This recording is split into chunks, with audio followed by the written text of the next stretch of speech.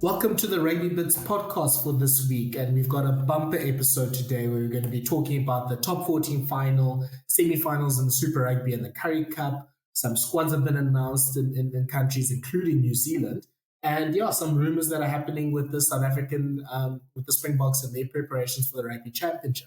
I'm Thala. I'm joined by Kooks, and surprisingly, squashing their beef from the last few months, Jared is here with Kooks at the same time. So we are very shocked to see that. And Jared, I need you to tell the Rugby Bits, the faithful dirt trackers, have you and Kooks set aside your beef? Is the beef still going on? What's the status here? Thala, I've just come back from a holiday and I'm nice and chilled and everything, man. And all of a sudden there's some beef, and you need to enlighten me. Have I just forgotten the beef with Kooks, or is there something that he's been talking shit about while I've been gone? I've just been dropping highballs for you, Jared, as you come back, and you just come back to bombs. And to be fair, Thala, Jared said he was available at I think he said 6. I didn't realize that he was in the UK, so I thought, okay, cool, I'm gonna come on at 5, and then meanwhile I forgot that we're actually behind time. So it's actually more of a coincidence than actually planned. Yeah, you see, Thala, Kooks is being loud because Finn Russell hasn't played rugby in a while. Yeah, he didn't get thrust into any of the playoffs, so he's got a clean slate now that he's heading to Bath on the club scene. But once it comes to pool stages in the World Cup, we might not have such a loud Kooks anymore. Ooh, no, 100%. I've got to get the. I've got that. Get the jokes out now. At least I know domestically the jokes will end, because I mean, as long as Finn keeps Bath out of relegation zone, and there's a trophy for the Bath faithful. Yeah, you see, the Premiership is ring fence, so he's pretty safe. yeah, 100%. He's pretty safe, and plus, I mean, what all you got to do is come 8th, and they can still play in Europe, so it's fine. Yeah, let's not start with that. You just mustn't ensure that the club runs out of money. Then they're all good, basically. Yeah, 100%. I can't wait for when it's just Saracens.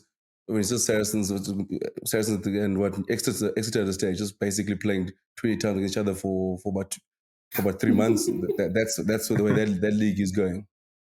Yeah, you're gonna have to just do like what Super Rugby, like Australian fans want for Super Rugby, is that their 5 teams play each other for like 20 weeks. And then you're gonna have to go to something like that now. Oh my goodness. Well, gents, we have a lot of rugby to get through, and we are probably going to do a 2-parter for this episode. We also going to switch out Jared for Sean because of load shedding as well. So let's get into it. Let's start with the top 14 final, with Toulouse beating La Rochelle 29 points to 26. And I think, Jared, we can only start at the end, where Romain Ntamack has pretty good first half in my books, but just had a really bad 15 minutes where he was just kicking the ball. He kicked that penalty too far, doing a 100 Pollard impersonation there. A few kicks, a few knock-ons, a few times he ran the ball when he shouldn't have. And you're thinking, flip, Romain Ntamack is about to actually sell this final off to La Rochelle. And then, Jared, what the hell happens after that? Yeah, I think Fabien Galtier was considering his options of what to happen at the World Cup, whether he takes Louis Carbonell, if he looks at Enzo at Brive, and then all of a sudden Ntamack just went like, shit, okay, I've got this. And I don't know how he got man of the match. Like you said, he played like decently in the first half, but then he gets man of the match because of that moment. And yeah, maybe I'm being a bit harsh, and that moment obviously won the game for them. But yeah, the way he just drifted onto Dupont's pass pretty much took Satuni out of the game completely as he shot up. And then just raced away from 4 tacklers and scored a 60-meter stunner, which was just outrageous. It really was just outrageous. And yeah, that's the sad thing about playing against Toulouse, is you can put up your best performance and then they'll come back and they'll just have that one moment of brilliance that absolutely undoes you, and that's your game. Because for what was it, 75 minutes of the match, it was all La Rochelle. It just felt like it was going to be a La Rochelle title. feel in the stadiums, like the way the crowd was going, they were cheering them on, and the Toulouse fans were quieter, and yeah, it was just brilliant, and the way he took it was insane. I keep on saying this oak is a psychopath, and this is just further proof of that. Like, to put everything that he did for 75 minutes to one side, and then just for 40 seconds absolutely do something insanely world class, brilliant, and to win the match. And for once, he actually looked a bit shaken after he scored the try. Like, he wasn't too sure how to celebrate. And then half a second later, he was in the crowd with Antoine Dupont on the side of him, kind of thing. Yeah, I think, Jack, you've nailed it. Like, that was just a moment where he just decided, okay, let me just be world class for the next 20 seconds and do something absolutely ridiculous on the field. Yeah, Kooks, let's go to you. I mean, we've had a whole few weeks of just brilliant finals in the URC. The Champions Cup obviously was a great final, and this top 14 final might have been the best of the bunch. But if you look at the stats of the game, it was even, like, to the point that La Rochelle just made only one more tackle than Toulouse made, and they both missed 23 tackles each. Like, there wasn't really much of a difference between the two teams. They both beat 23 defenders. There wasn't really anything separating them. Like, this was just high quality rugby from both teams. Yeah, I mean, hit the nail on the head. I mean, if it's that close, like Jared said, it actually goes down to, someone like Ntamack, you have Dupont and you have Ramos, who at any given moment can be like, you know what, it's time for us to pull something out the hat that no other players can do. I mean, we've seen Dupont do freakish stuff where it changes the tides of the game, whereas like, and sometimes a game like that and a final like that, which is a very, very good game, it is great when it's actually capped off by a moment of magic. And what Ntamack did, I mean, we all know especially is that for him to do that in a final, I mean, that clip and that trial will probably go on for years and years and years. We never stop seeing it. I mean, that's a 60-minute trial from your 10 to win a final is exceptional. But yeah, you are right. We've had a great run of finals. It's actually fitting that the Currie Cup final is the last one and the Super Rugby final. I mean, I know the Cheetahs and the Pumas have got something for us. I'm backing them to pull off an absolute cracker as well. I mean, Blues and Crusaders and Cheese, that's going to be a cracker as well. But yeah, I mean, flip, we've been very, very spoiled with some great games this year, some great finals, and hopefully it's a good omen leading up to the big one in October. Yeah, Kooks, you raise interesting points with that Ntamack try. Can you guys think of a greater try scored in a final of a, let's say, domestic competition? Because everyone's going to come with the Colby score or the Mapimpi score, but a try so crucial to the result of a club competition final. The one that springs to mind for me is was Kenya against the Crusaders in, I can't even remember, but the Reds title winning season, was that 2010, 2011? 2011. Yeah, let's take you to 2007. Kooks, I think you're about to probably say that. Definitely. I was not remember saying one young. That final who cares? Who cares about Super in 2007? It was a World Cup here. Tell her, come on, move on. Yeah, exactly. Okay, I will for once be gracious and not gloat about the greatest try ever scored at Kings Park. Front stage had a fun touch. That's all he had to do. But anyway, Tyler, don't get me going. But I was actually going to praise the Bulls twice, and then you almost ruined that, because I was going to say, if you remember the Bulls, the Francois Hochot try he scored against the Stormers, that inside ball, that was also a very, very good try.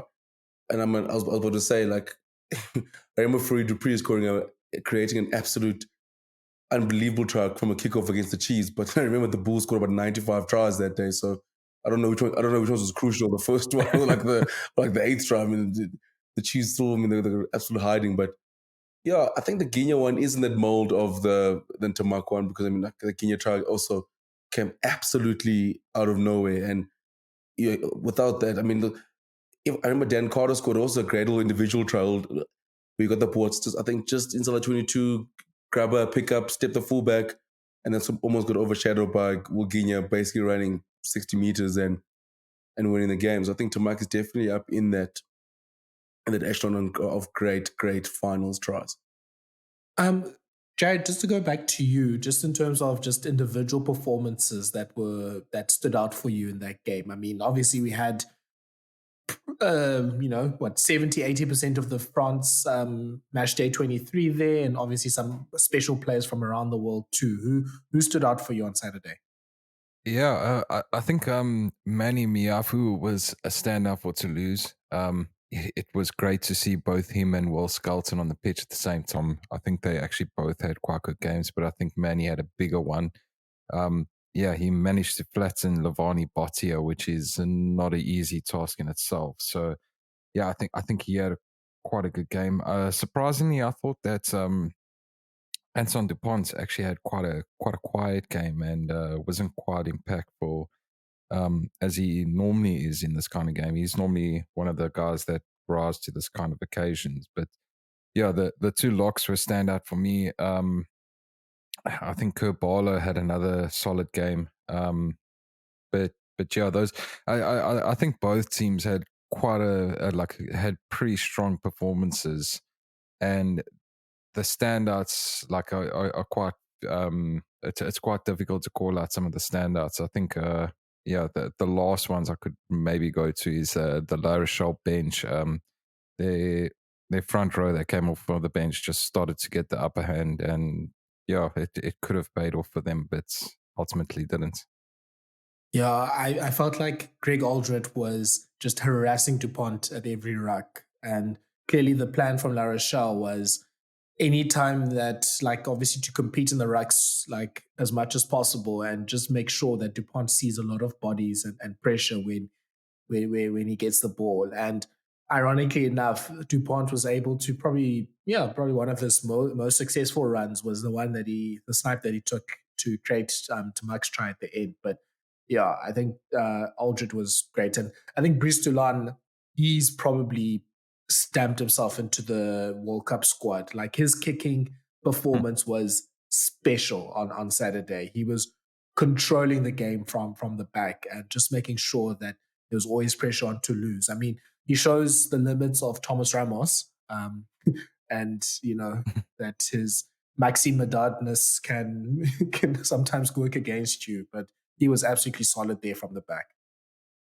Yeah, I think that's fair to say, Thala. And I sort of forgot. I'll put my hands up and forget, but Jack Willis was flipping outstanding again. I think he's going to be a real threat for England this World Cup if they not with him starting and Zach Mercer at number 8, because I think Mercer will ultimately take that number 8 jersey, and getting either Lewis Ludlam or Courtney Laws playing in that blindside role. They've got a hell of a back row that they've got going there. And yeah, we saw a lot of pictures of Aldrit after the final. Much like Leeds, he was broken after that. And yeah, I think you're right. He actually had a big game.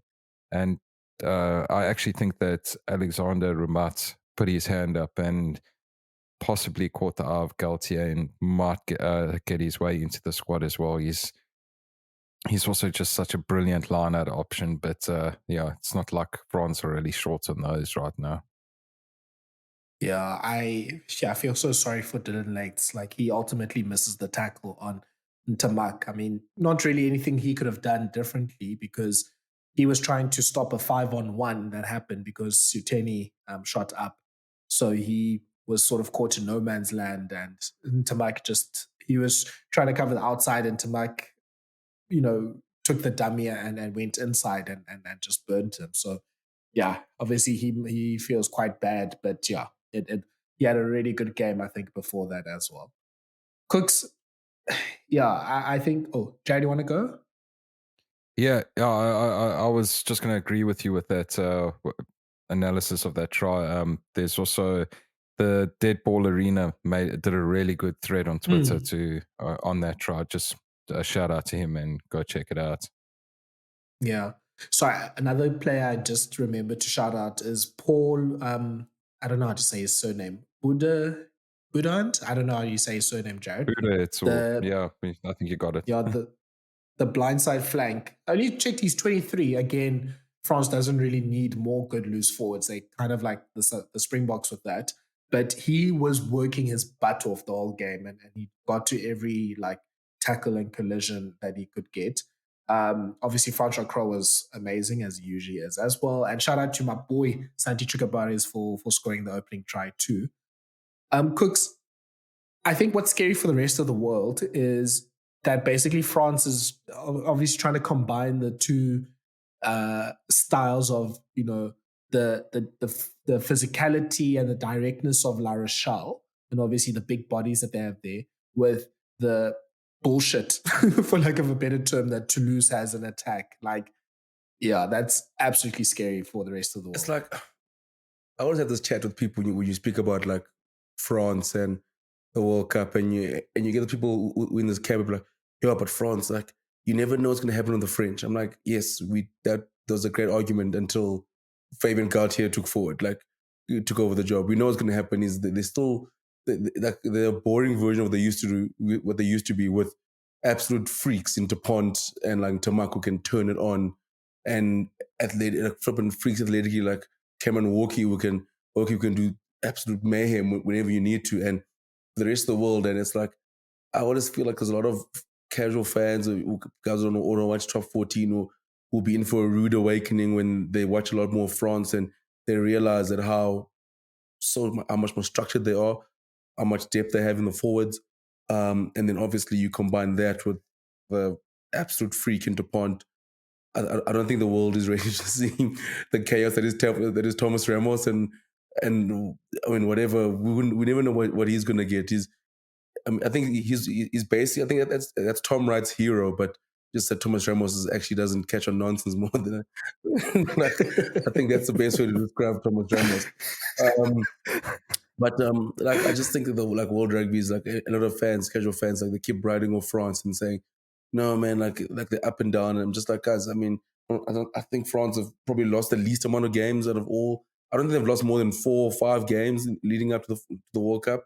And the games, I mean, and 2 of those games happened when they sent like a seaside to Australia and lost a series. I mean, I remember the focus on in the June series in depth, where they've gone to Australia without Ntamack and Dupont, and they top 23 players, and sort of then they come back and discover someone like Jean Kleyn and players like that. So now they've got all this incredible depth that's been tested as well, and now they've got arguably the best competition in the world. They've got the best player in the world, and yeah, and like you said, it's going to be a lot of fans in SA are in for big rude awakening, and it scares me to think we playing the All Blacks over them in the quarterfinal, especially the French at home. But well, I think France is in a very, very good place at the moment. Cooks, I don't want to go against what you're saying, because I do agree with you that this isn't the France of old, but the fact is that they've still got guys like Thomas Ramos and Damien Penaud in their team, and those two guys, as world class as they are, they can do some batshit crazy things that can ultimately cost them. And the thing that I'm holding on to is that they haven't done something outrageously crazy for about 18 months. They haven't done it for like 18 months for France, which I think Galtier is going to like. He's going to throw Damien Penaud to play like fly half or outside centre or something stupid like that during the warm-up games and say, come on, Damien, just get it out of your system now. Do it now before we like you do like in a World Cup quarterfinal or you're doing the All Blacks in the first game. But you're right. Yeah. I think there is that hope for me. And I think, Jared, like what scares me the most, like you're right, you get the likes of the Damien Penauds and Thomas Ramos, and who are due to do some batshit crazy things. But then behind that is a Gail Fick who's Mr. Reliable there to sort of clean up every mess they had. And the Aldrich and the Crow and the Flamen, like it's almost like they've got enough stability to sort of cover the batshit craziness. And what scares me the most is when they start doing batshit stuff, it tends to work as well, especially like someone like Dupont and Damien Penaud, who somehow he's got 4 defenders in front of him, and somehow he ends up at the bottom in the middle of the poles and it's a try. You don't know how it happened. And Thomas Ramos, will do something crazy, and you're like, what am I, or like, what are we watching? I mean, Sharks fans are probably still haunted by DuPont, Ntamack, and Thomas Ramos. I mean, in the quarterfinal of the Champions Cup, but flip, the French are scary, and it's like the depth is what flipping scares me the most. No, agreed, man. Agreed. We even haven't seen Arthur Vincent for a long time, and he's in their squad. I mean, he was right up there in their centers and playing wing, and that's not too long ago. And yeah, he's just been injured so much, but Galtier has still picked him with no top 14 minutes behind his name, and he's back in it.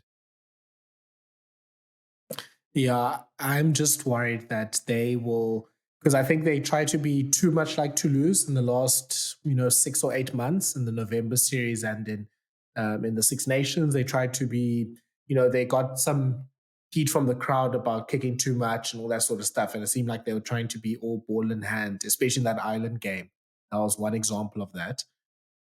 And they don't need to do that. They just need to be direct. They need to do all of those pick up and goes where they just suck everyone into sort of the contact area, and obviously have all those big bodies just carrying the ball all on and on and on and on. And then they go out wide and get whatever they want from that. So if they can just do 10% more La Rochelle in their game plan and 10% less of Toulouse, but obviously have it still that ability to turn on the craziness and the world-classness, if you can say like that, of Pienaar, DuPont, and Ntamack and those sort of players, then they'll be fantastic. Like, we've spoken about France a lot of times, and I'm sure we'll speak about it in the next few weeks. But a team that doesn't really have too many evident weaknesses right now. Okay, we can, I don't know if there's any, no one else wants to say anything. Okay, let's move on then. Or Jared, yeah? Yeah, I do think we need to throw a little bit of shade at Ronan O'Gara for calling Toulouse a average team after the match, and that they're now going to brag about telling everyone. Yeah, did you not see that? I didn't hear that. No. What did O'Gara say? Yeah, so I'm going to pull up the exact quote because I don't want to misquote him, but he did call them an average team. Give me a second, sorry. To be fair, I mean, O'Gara has never minced his dislike for Toulouse. I mean, it's not I think O'Gara hates Toulouse as much as Tier 2 rugby hates Ronan O'Gara. I think it's that same boat, that same line. So O'Gara's direct quotes are, there was not much difference between the two teams. Maybe it's okay to say the better team lost. I've got a great group, but we're frustrated. We played an average Toulouse team who took advantage of our mistakes. I don't agree that it was a great Toulouse side. I could accept defeat if they scored 4 good tries, but that's not what we saw. So quite a bit of saltiness in that. That is, wow. Yeah, an average Toulouse. That is, oh my word, that is. Can they play again next week? I would kill for the Bulls to be average then. Don't we all wish that, Thala? Not about the Bulls, but yeah. Guys, what are we gonna do about this like triple threat circle that's never gonna end between La Rochelle, Toulouse, and Leinster? Like, we need to do something because someone needs to break the cycle now. Well, the Stormers probably have the best chance if we're honest about it, because the Sharks are playing in the Challenge Cup next season. Yeah, yeah. So much we can do from the Challenge Cup. You're right. Someone's going to do something about this. I know. So far, it's great when, as long as Leinster end up losing. So it's hard for me to complain. But let me not say that before I get banned from Ireland. I'm sure for our Irish subscribers. Is it too soon to start throwing some weight behind Munster, or is everyone still a little bit sore from the Stormers loss? Yeah, absolutely. We can still add some love to Munster. I mean, they did help boost the economy and by buying all the beers in Cape Town. So we got to give them a little bit of love. No, exactly. Yeah, we need to find a way to solve that. Okay, let's move to another big set of knockout games in the Currie Cup. The Free State Cheetahs thrashed the Bulls 39 points to 10, and the Pumas beat the Sharks 26 points to 20 away from home. Let's start with I don't know if we can talk about some of the coverage of the Cheetahs Bulls game, but just with regards, go Jared, for it, Thala. I Do it, wanted because to ask you, I quote retweeted your comments about it, so go for it. Jared. Okay, let me put it to you: who had a worse Saturday doing their job, Nas Botha or Jake White? Yes, it's okay. No, I don't know how to answer that one, but because I think it's pretty damn close. It's a coin toss, but at the moment, I still think Jake can turn things around. I don't think that's the same thing applies to Nas Botha. Yeah, I love the Oak. Like he was like I love him because he's rugby for me as a kid. Like it's very nostalgic, but like the nostalgia only lasts for like 5 minutes, and then he starts talking about modern day rugby in terms of the of the amateur era, and we get analysis of the amateur era and how you can't kick a ball like that, and that you need to keep it closer to your body. And instead of talking about like the great rush defense of the Cheetahs to close down Johan Goosen, he's too busy talking about Goosen's kicking technique. And yeah, it was just, it was all over the place, and he just sounds too old. Like his takes on rugby are just far too outdated. And honestly, I think it's time, guys. Like, yeah, he's a legend of the Springboks. He's a legend of Supersport, but like he's starting to tarnish his reputation as a Supersport analyst. I genuinely believe that Supersport forgets that they employ him, and he just pops up every few weeks to a Currie Cup or whatever game, and they're like, "Oh yeah, Nas, oh good to see you, man. Whoops, forgot to take you off the payroll." But yeah, like it's getting to a point where it's actually, I don't know. I think I was where Jared was a few years ago, but now I'm at that point. I'm like, oh, it's so nice to see him, just to see that he's still alive and kicking.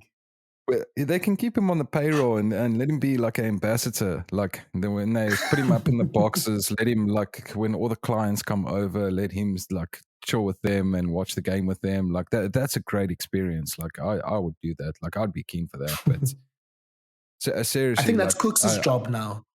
Yeah, I don't want to throw too much shade, but I do think it's time, guys.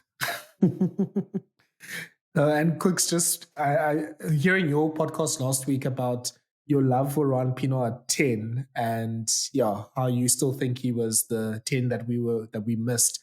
I mean, you must have felt very validated from the performance this Saturday. I mean, Pienaar was just great, obviously, off the tee. He was great running the game. He really gave space and time to Kasende and Mafura out wide to cause havoc, and he really didn't give the Bulls anything in terms of territory as well. Like that was a great 10 performance from Ruan Pienaar. I mean, I can sit here and be super and like analyze it like from what he did, or I'm gonna speak here from the heart, and from the heart is put him in the team. Send him to France this time. I've seen enough. Put him in the team. I say Jacques, I need him to start at 10. But we can deal with Pollard's been great for lesser Tigers and all that, but it's time now. Put Ruan at 10. Take us to the promised land, Ruan. Oh, it was so good to watch. I felt like I honestly thought it was like 2008 all over again. I thought P. Divvy was rubbing his mustache, calling the Tiger Woods of rugby. He probably had a nice quad glass of Coke to celebrate. I mean, that's how good Ruan Pienaar was. I mean, he didn't give the Bulls a sniff, and I thought obviously Cheetahs. I mean, they have been a very, very good old campaign, and shame the Bulls. I think the Bulls and the Sharks must have been so excited for the season to come to an end. As a Sharks fan, I was like, this is coming in now. Like, I'm tired of this. Like, can you just just close the slate and just move on? The Bulls also the same. I was like, I had a friend of mine who was a Bulls fan. Also, about halftime, he was like, you know what? I'm done with the season. Like, can we just stop now? Like, you said you'd have been more annoyed if they got to the Currie Cup final and be like, I gotta watch this. I gotta watch the season go on for like another week, but another 80 minutes. But Ruan Pienaar was fantastic, and I'm happy if push comes to shove, if we need a Stephen Donald, I can't think of a better, more boulders in terms of decision and hair style choice to pick as our Stephen Donald if we need someone in Paris to come give us a miracle. Yeah, keep his family in Spain or in Italy or the south of France for the whole September and October. I think I will agree with that suggestion. Like Ruan Pienaar, it's almost like, there's a quote of live long enough or die a hero, live long enough to be a villain. Like for me, because I was definitely in the early 2010s of that Pienaar hate train. I'll happily admit it, because I was just like, this guy just takes so long to clear the ball. But he's lived long enough now that he's a hero again. So I'm Tyler, of course you hated on him because all you Cheetahs. Bulls fans, you guys wanted Hino Adams to play for the Springboks. That's why you're basically hating on every flipping shark scrum if there was. I know you Bulldogs. You guys are the worst in the world between 2010 and between 2007, 2011 when you're winning stuff. You wanted everyone to play. Francois Hard needed to be the scrum off, the reserve scrum off. And you want Roots to go to the World Cup over Percy Montgomery. I know you guys. You like those Twitter back in those days. Weren't the Bulls fans planning a strike because the Roots didn't get in and Francois Steyn did? And see how that turned Something out. like, I remember that. I really remember that. Probably shouting at Czech, saying like, you can't pick kids when you got the likes of Johan Roots. I'm like, come on, guys. What are we doing here? I'm sure you want Gary. We wanted Gary Botha to be Springbok captain instead of John Smith as well. You probably wanted Jaco Engels to play for the Springboks, but then you remember he's Namibian, so you're like, oh, damn. So we can't get him in as well. No, we were running some shameless agendas back in the day. Kooks, I don't know if you saw, Mafura and Kasende were just causing havoc for the Bulls, and poor David Creel just got sent to the shops by Kasende with the nastiest step you'll see in your life. And then I don't know if Steenkamp saw that and decided he has to take things personally. But Steenkamp, the first thing he does when he comes onto the field, I think it was Kasende jumping for the ball, and he just runs under him, and obviously he lands badly from the air. Nothing happened, luckily, but I think Steenkamp was just like, I've had enough of seeing you guys just step on my teammates. I need to take matters to my own hands. No, 100%. But like, that's exactly what happened. But even Johan Goosen as well. It's just like when the ball got kicked back to him, he had like 1,000 meters Yes. and 5 hours to make a decision. It's like, I'm just gonna bounce Mafura. That's what I'm gonna do. And it was because of the ball. Like, what is going on here? Like, why are they trying to take my man out? But also, I had a good chuckle at when the guy got taken out in the air. And I was like, do you remember when in World Rugby, like a couple of years ago, that was the thing. If you take a guy out in the air, it's a different red card. There's no debate about it. I mean, Kooks Smith probably still hasn't slept because of the Super Rugby final, because of that. And then World Rugby just woke up one day. They're like, you know what? We'll see. Sometimes we give it a card. Sometimes we'll play on. So, like, I literally feel like one day World Rugby was like, you know what? We're hard for 2 years. Like, let's let guys together in the air. If it's that bad, we might give a yellow. Like, it's like I was thinking like, whatever happened to that? Like, did World Rugby just get over being harsh on that rule? I'm like, we just focus on high tackles now. That's gonna be our new. That's where we're gonna go flip and try and give it our red cards. So Cook, so are you insinuating that this is what's happening with the Sexton situation as well? Is that they were too harsh on Rassie, they're letting it slide with Sexton, and they now targeting tweets? No. Sexton needs to sit for 54 weeks. That's what he needs to do. He's 54, jeez. He's going to shut his damn mouth. That's what he needs to do. He needs to go. Yeah. Imagine I come to your office, I call your boss a fucking disgrace. I don't even work there. I'm not even supposed to be there that day. I'm not even supposed to be there. Like, I'm not even playing. Just walk in your office like, can Thala please come to the podcast today? No, he's busy. You're a fucking disgrace. Like, you can't do that. Like, you know what I mean? Like, jeez. He wasn't even playing. Like, Sexton wasn't even playing. He wasn't even playing. But somehow he managed to get up. He went all the way to the referees office and then after the field. So no, he's whatever he can be chill for 54 weeks. That should be his bag for him. I love that I brought that up. And he did it while wearing that like chino and white sneakers combo as well. Like this man's was dressed like a Southern Suburbs dad, and he was shouting like a Southern Suburbs dad at the referee. Like, I definitely support a ban just for that. No, in 16, in his mind, he probably thought like, it's like, if I'm not wearing my kit, they won't recognize who I am. I think if they don't see me in my kit, they won't recognize who I am. As if like they know his face. So he's pretty got there. It's like, oh, sorry guys, I thought they'll think I'm one of the coaches. Like, no, but it's you, Johnny Sexton, the captain of the team. Like, we know who you are, bro. Like, you're the war player of the year. No, sort of a big sidetrack into Johnny Sexton. But yes, the Bulls, their season is mercifully over. I don't know, maybe another podcast, but we can talk about what the hell they need to do for in the future because, it's not looking good. Players are looking old. Johan Goosen looks like he should be the captain of the Houston SaberCats in the MLR. And like, we need to stop everything now. Yeah, I think that's fair, Thala.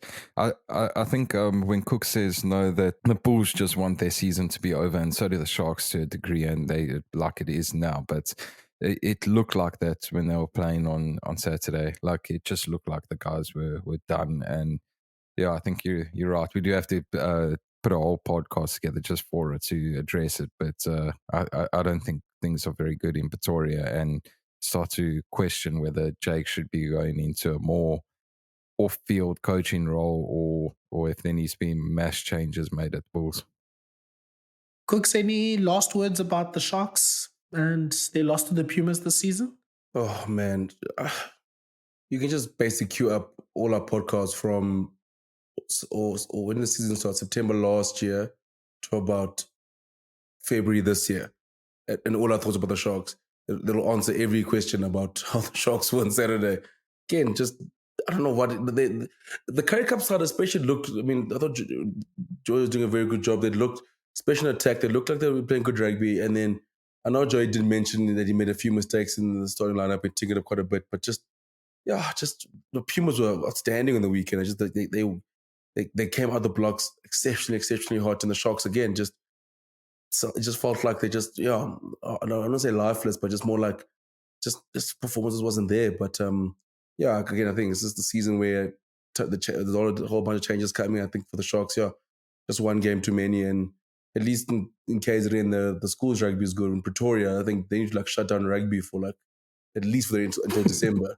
Like they need to like whoever's involved in rugby, from Buliki rugby to Jake White, they need to get in a room together, just sit down and cleanse and find a cow or go to slaughter. And I don't know what's going on there. When Ducks is playing, they got relegated. Bulls at the stage, they lost to Griffins. I mean, if it weren't for Bloemfontein actually winning games, I mean, they'll be. I mean, Affie's lost 60 points to Grey Bloem. Rugby as a whole in Pretoria just needs to. It needs to find themselves. The women's team's is only like Pride Spark in the union at the moment. So they need, it's like they need to it's like a kid in matric who doesn't want to study. They need a gap year just to go and go travel, go on a Kentucky tour or something, just to like figure out what they want to do, because it's been a tough 6 months for Pretoria. Yeah, not even Buliki rugby coming in for slander. Like that's when you know it's bad. I think, Sharks, Bulls, we can sort of put them in the same category, like just not producing what they're supposed to. Yeah, it's just... But since, every week there's a new set of fans that champion a South African fly half. Last week it was the whole Rob Dupree show. I think this week Kooks is going to start a Ruan Pienaar movement. But let's just shout out Tinus de Beer as well. I think he needs a bit of a movement. Like, he can be our fourth choice fly half in the World Cup. So shout out to Tinus de Beer for a great season for the Pumas. Jared? Yeah, I was just going to say, I think just in general, the Jimmy's team needs a little bit of a shout out. They reach in the final again. I think it's fantastic. Like, yeah, it's not your traditional Currie Cup powerhouse, but they're starting to make good waves. And yeah, I think you're right. TNS does deserve a little bit of love, and he was linked to the Dragons for next season, and it looks like the Welsh Rugby Union blocked that move. So yeah, hopefully he gets a little bit more clout if he goes and helps the Pumas to another title. But Well, let's hope that doesn't happen, because we all know what happens when the Cheetahs win the Currie Cup in a World Cup year. Well, for Tapiwa's sake, I mean, he must be bleak. He's not going to the Dragons, because the way things are going in Wales, he could have found himself playing a World Cup. I mean, that's how bad he is looking for players on that side. But also shout out to the Cheetahs as well. I mean, I think for them as well. I mean, it has. I mean, obviously they play Challenge Cup, but yeah, to have two non-URC sides, I think for them, they're giving a big fu to Saru, saying that they can also still perform without, and they still, and then the non-powerhouse, especially the Cheetahs. I mean, I'm sure they're probably worried that when the Currie Cup, they might get kicked out of this competition as well, the way they're going at the moment. But they're like from the last couple of years. But yeah, I think it's great to actually see the Pumas and Cheetahs. I think it's going to be an absolute cracker of a Currie Cup final, and it wouldn't surprise me if Jimmy goes to Bloemfontein and gets the job done. Okay, so I think let's, in terms at least of this part of the program, very quickly. So Jared, you're supporting the Cheetahs. You want obviously that streak to continue. Kooks, Cheetahs or Pumas? Pumas, because I really want to see Jimmy Turner sing the national anthem again, or perform at halftime. Like, I can't wait for him to perform so well that he does in February. He does the Super Bowl show. I'm ready to see his full on concert. Yeah, we need to see the Sweet Caroline happening at halftime as well. Just to move to now, let's talk a bit of Springbok squad news. There's been a few storylines that have been happening in the course of the week, but yeah, just to summarize them, Jean Kleyn has been approved to switch back to South Africa. So now he is in line to make his debut for the Springboks in the Rugby Championship. We've obviously, during the course of last week, had Elton Jantjies join the squad because of injury concerns to Damian Willemse and Handré Pollard. There's also been the idea mooted of Handré Pollard playing at 12 with Damian Willemse at 10, which is quite interesting. And Rassie Erasmus has confirmed, or Jacques Nienaber has confirmed, that we're going to have a 2-squad system for the Rugby Championship. So one squad will play the Wallabies in Pretoria, and then the other squad will go to Mount Smart Stadium to play New Zealand the next week. So I think let's start with the Elton Jantjies return and the furor that has caused in social media. Kooks, obviously we know that Elton is always in line for any type of slander from South African rugby Twitter. And yes, Rob du Preez has played really well for the Sale Sharks, but I don't know. I'm just in the position that I would never expect a completely new fly-off to come into the system a few weeks from the World Cup. Oh, Thala, I hate it when you come here with just common sense, Thala. Why do you bring common sense to this podcast? I mean, that's what I'd like. I was saying on Twitter as well. Like, it's just, you can't expect the Springboks to bring in to have two inexperienced fly-offs. Let's say, for example, they bring in a Rob du Preez or a Siya Masuku, or, do you know what I mean? Now you've got Lebok, who still needs time in the saddle, and to see if he obviously can make a step up in the next level. I mean, in a World Cup here. Now you want to bring in another fluff, and they will have to play against Australia. So it's like, why not go with the tried and tested option, the guy who the Springboks feel won't let them down, the guy who's also played rugby. He's been playing rugby, and last year the knock on him was he didn't play enough rugby, but now he's gone through a full season and he's played rugby. And with Elton, you know what you're going to get, and the Springboks know exactly what he's going to give them. And it's another experienced head. And the big aspect is he does get to help Mani Lebok as well. With no Pollard, I think Pollard's out definitely, and Willemse looks like is likely to be out. Imagine having to throw, and also some of the box, the starters will be in New Zealand as well. So Lebok could find himself without any other experienced fly-off to sort of help him in the transition. Now at least you'll have Elton, someone who's been there, he's won a World Cup, he's been in the mix. The coaches trust him, the players know him. So it's just it was always the right fit, and I think also Springboks get to kill two birds with one stone. I think they will obviously want to have one last look at Elton. There is a part of me that feels like if Elton does get through the championship well, that the coaches, I mean, he does a special place for the coaches that he could find himself on a flight to Paris, and maybe Damian Willemse might sort of just be focused on playing 12 and 15 as opposed to him being the third 10. But yeah, that's my take. I just think it was the most easiest decision to make, and a lot of people want the Springboks to move on from Elton Jantjies, but not in the World Cup here. Not when you need, not when you have no time. You have 6 tests for the Springboks to gain some continuity. Just use English, Cooks, continuity, and obviously bring in a few combos and get guys playing test match rugby again. So you have no time to breed in two different tens. But so that's my take on it. And Elton is there ready, and he was injury cover. So yeah, he comes straight in. Jared, I love your tweet this week about it seems like every few weeks there's a new set of fans, or there's now a new set of fans of Rob du Preez that he's never had since, well, forever. Yeah, I understand that he's had like a hell of a good season at Sale Sharks, and I get why people are sort of backing him for a recall to the Springboks. But like Cooks has said in pretty big detail, that the Boks obviously trust Elton. Like I think it was that you who said it, that the Springboks aren't picking on morals or anything like that. We've seen some of that in the past already. So, like, if he's the guy that they trust on the field, that's the guy that they're going to pick. And yeah, I can't blame them for going for Elton, and I also can't blame them for not picking Rob du Preez. They gave him one shot in 2018, and we forget you. We all say, "Oh yeah, he only played like 2 minutes," but he also spent a week, 2 weeks in training with them, and they would have got to know him. And maybe he just doesn't fit what they need. And yeah, he needs to. He's had one great season at Sale Sharks. I think other seasons he's had some standout moments, but it hasn't been like, yeah, he hasn't been fantastic there. And they went and got George Ford to come into the club this season. So they obviously didn't back him to be their out and out flower for the whole season as their first choice. So yeah, I completely understand the selection, and I know nobody really wants to hear the like Cook says, we just want to rage. We don't really want to talk about why it's such a good decision and why it's like understandable, but yeah, I get it. I think Elton's had a decent time in France. I think he started 7 of his 11 games at Agen.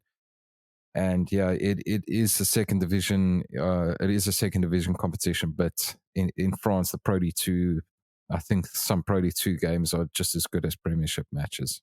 Yeah, I was actually saying that to I think one of the Prem Rugby accounts. Like, I don't know if the difference between the Pro D2 and the Premiership right now is that great. Like, I mean, yes, Rob du Preez has been killing it in England, but yeah, I don't think that means he's been performing that much better than what Elton's been doing. And then just on some other final details, Jared, any concerns with the Springboks doing their split squad tactic for the Rugby Championship? Any comments about that? Yeah, we sort of knew it was going to happen, surely. Like, it was asked about it at the press conference, if I'm not mistaken. But we saw it coming. We've done it. We did it in 2019, and it was just bound to happen again now. I do think that this Andre Pollard to 12 story is a bit of a mind game at the moment. Rassie and Jacques putting out some feelers to try and mess with Ian Foster and Eddie Jones a little bit. Whether they'll fall for it, I'm not too sure. I mean, was it ahead of the British and Irish Lions series that they were talking about Dion Free, and it can't have been them, but there was chat that we were going to go Marco van Staden and Kwagga Smith as the replacement bench players for the Lions series, and that didn't pan out. So who knows? It could be something like that. And yeah, I think we will have Pollard playing 12 at some stage, but I don't think he's going to start a test match there. We'll probably do like we did in 2019, where Elton and Pollard played the last few minutes as a 12-10 axis, and we'll do the same with Willems at some stage, and probably Marnie. My long-term dream of Pollard being an inside center might be realized, at least for those few minutes. And then, Kooks, I know you guys had a great discussion last week about the place of Jean Kleyn in the squad. He's now been confirmed to play in the rugby championship for the Springboks. So, I mean, I think in summary, if Kleyn wants to be in the World Cup squad, he needs to somehow get past Marvin Orie. What do you think he needs to show in order to get that place in the squad? Yeah, it's tough. I think you're right. I think Marvin Orie is obviously his competition. I think obviously Marvin Orie is more of a loose head lock, especially in Marvin Orie is a very good line out caller, and Jean Kleyn has done that as well. I think that's going to be the big fight. It's going to be great to hopefully see them play together when they play against Australia. But I just think Jean Kleyn also shows the form he's shown for Munster in the playoffs and how good he was in the final. I think he'll definitely give himself a shout, and I think it just shows. Again, it reminds me of the move a lot. Like if you remember, I think 2019 World Cup when Ulster came in the mix and everyone was like, "Geez, what's Rena?" You never thought to see Rena Ulster playing for the Springboks, but again, it's another option for the Springboks to look at. It's a good place to be for the Springboks if one of the locks you're leaving out is potentially Marvin Orie or Jean Kleyn. I mean, Jean Kleyn is an international, has been to the World Cup before, and also it doesn't surprise me that there's a factor that if Ireland would have a few injuries at lock, Jean Kleyn can't be one of the guys they call up. So I mean that probably plays in the mind games as well. The Springboks and the coaches, they probably factor that in as well. But yeah, I just think Jean Kleyn just got to worry about playing well and continue that form. And yeah, there's basically a straight shootout between him and Marvin Orie. And to be honest with you, if between one of the two that go, I'm happy with both. I would lean slightly more towards Marvin Orie, but yeah, I think it's again we said last week, a very, very good place for Springboks to be. Your lock wise, flank wise, scrum off wise, wing wise, just more the depth we have at the moment. Yeah, Kooks, I agree with you with especially on the locks things. I would say that you are looking at a bit of a different situation with Kleyn because he's an out and out tight head lock, and when you look at Orie and you look at Akis Neyman, they both like 4.5s, so they can play both sides, but I think Snyman's like perfectly in the middle, while Orie is a loose head lock. You're more your line out caller. You're more Victor Matfield-esque player. So yeah, I think if we don't have Etzebeth, who is undoubtedly the best tight head lock in the world, we don't have him. I think Klein's a very good replacement option, and it's mad that Ireland haven't selected him for so long. Since the 2019 World Cup, they really wasted that one because you don't have a lot of standout tight head locks walking about. They've spent most of their World Cup cycle getting James Ryan to be an out and out tight head lock that can call the line out. So yeah, I think it's a great move from the Springboks, and we definitely need to cap him. And if he's got a good chance of making that World Cup squad, but yeah, I can't see them going too far away from Etzebeth, Mostert, Snyman. Snyman, if he's fit, is pretty much on the plane. And I think if there's an injury to one of them, then he starts to come into the conversation big time.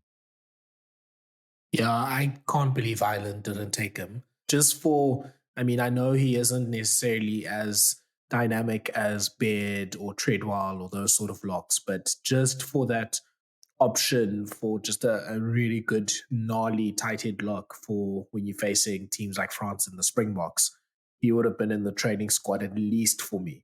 So yeah, I'm very surprised about that. I was actually imagining that Kleyn and Ryan could combine together and you can have almost like a big squad, like kind of like what Munster did in the URC final run-in that they had of having Kleyn, Snyman, Burn, Omani, and Coombs in your back five for your forwards. You can have something similar with Ireland, with obviously Van der Fleer and Doris coming into that as well. So yeah, I think that was a big tactical error. And I think Rassie and Ninaba just saw an opportunity to probably more weaken their opponents than rather strengthen theirs. But it does also show, to be honest, that the lock depth after Jean Kleyn is quite, especially a tight head lock, it falls off a cliff.